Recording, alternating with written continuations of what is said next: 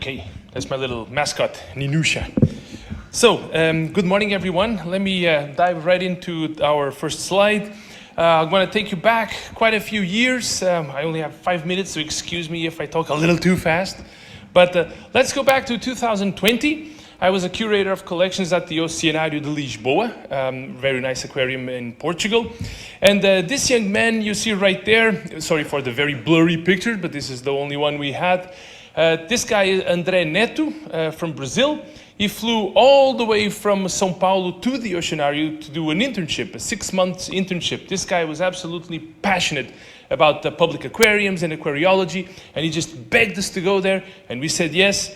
And then he went home wanting to build an aquarium in Brazil, which of course was no easy feat, as you can imagine. But lo and behold, 20 years after, André actually found some investors, and he had an aquarium built in Balneário Camboriú, which is about 10 hours south of São Paulo. So then he very kindly invited us to go there and to basically take a look at the aquarium, see what we, if there was any suggestions we could provide. So Rui, my colleague, co-worker from Flying Sharks, sitting right there in the white shirt, so be sure to say hello as well. So we went to Brazil to help these guys out. Ninusha behaved very badly, drinking far too much beer. And we prepared a very nice report, on LSS, on staffing issues, on budgeting issues, and on many different things. So a few months after, they actually wanted to buy a couple of sand tiger sharks. So we got together with Dynasty Marine, who flew the sharks to São Paulo, and then we took care of the road transport from São Paulo to Balneário, which is 600 and something kilometers. It was supposed to be like an 18-hour drive. It turned out to be 20 plus. And we actually did that after a few months in the UK as well. Some Dynasty sharks that were flown to London, and then we drove them to Manchester and Edinburgh. And the reason I'm saying this is because how great is it, especially for the young people here, they're attending ROV for the first time. You guys have no idea how great this industry is, because we're not really competitors, we're partners. I mean, we all help each other. You don't see this in other fields. You don't see this in big pharma and in so many other fields. And we all just help out each other, and we share information freely. So I think we deserve ourselves a pat in the back for being like that, because you don't really see that anywhere else. Anyway, so this transport had to be prepared. Rui, again, traveled to Brazil about a week in advance to prepare absolutely everything. There was a lot of stuff. So there's Rui right there. And he prepared this monumental checklist, which was big, very big, really, really big. It was so big, it's going to take the whole 5 minutes. There we go. So I can't even see it. 280 lines of materials that had to be prepared. So Rui went 1 week in advance, and everything was just spotless, and different size gauge needles and pharmaceuticals, and obviously water, generator, oxygen, so many things. So this is us in São Paulo airport, opening the lid of the tank that was just flown in by Dynasty. The sharks, of course, looked absolutely stunning. We drove through the night down to Balneário. We actually had a media crew with us, which was nice because they could get some nice footage of the tanks being offloaded the tank being offloaded from the truck. And it was kind of colorful. We had some issues with weight. Thank God the aquariums jumped on the forklift and kind of evened things out. So I'm not going to bore you with too many details about that. So that's removing the sharks from the transport tank, putting it into the exhibit. That was pretty colorful also, but nobody got hurt. And finally, when we put the sharks in the exhibit, we actually gave them some antibiotics and steroids. We did that for 5 days. And I actually went in the water and cut one of the aquarists, Romulo. The guy you're going to see there is actually a Brazilian aquarist, giving his first injection to a shark. So I did one, and he did the other one, and then I did the other, and then he did the other. So look at that, just perfect. First time this guy's given a shot to a sand tiger, and he nailed it just perfect. So,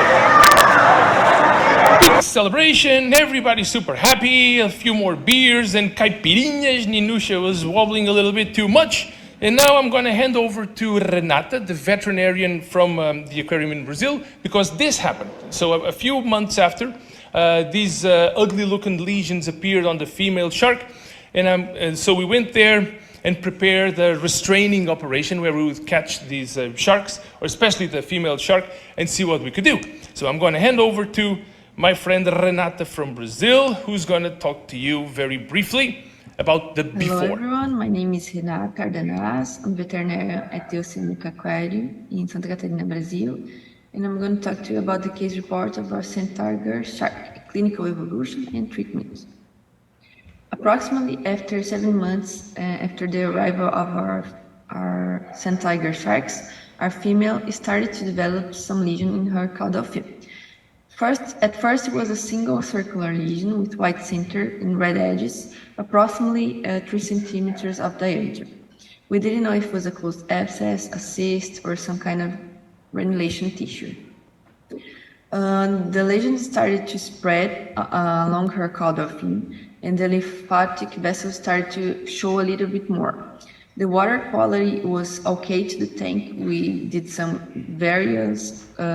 kind of testing, and it didn't show anything wrong with the water quality.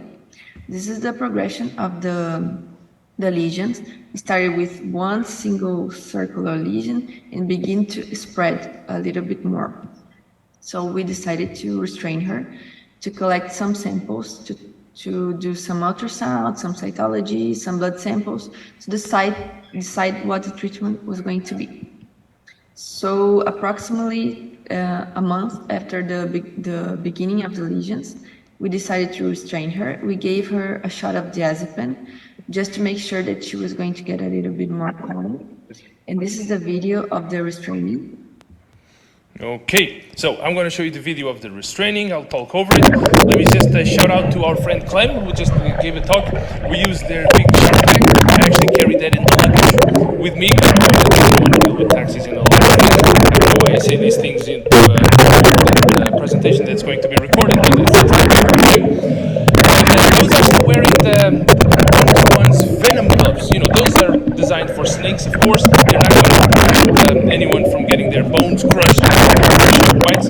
But I did like to think that, you know, they would prevent the skin from getting there. So I was wearing those gloves, and it actually felt pretty good to have them just, you know, kind of maneuver better. So, you know, the shark was sedated, went in the bag just perfectly.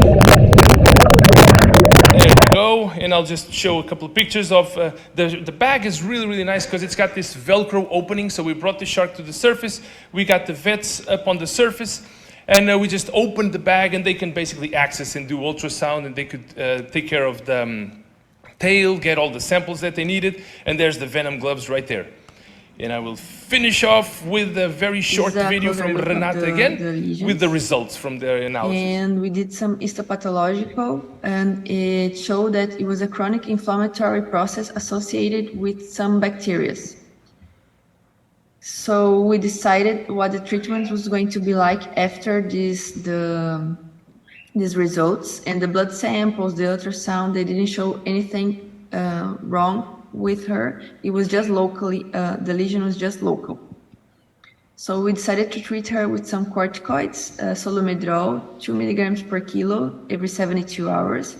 And here is a video of the shots. It was very nice, calmly. We did it into the surface. And we saw that she was hitting some kind of structures in the tank, and that's why she got that lesions, okay? It was a granulation tissue, as we can see in the histopathological. So we did some arrangements in the tank so that she wouldn't hit anymore where we saw that she was hitting. And this is her today. So I would like to thank everyone, obrigada, and see you all. Bye-bye. Okay, so complete recovery, as you could see. So I started this talk with the Ocean Hours rock band playing. We finished with, again, the same rock band playing, but this time in Andrea's home, because this happened when Andrea had his 40th birthday. And I'll just take this time to thank you and the program committee for allowing me to speak to you. And I'd like to welcome you all to the Azores in September. We're going to host the European Union of Aquarium Curators. So thank you again so much for your attention.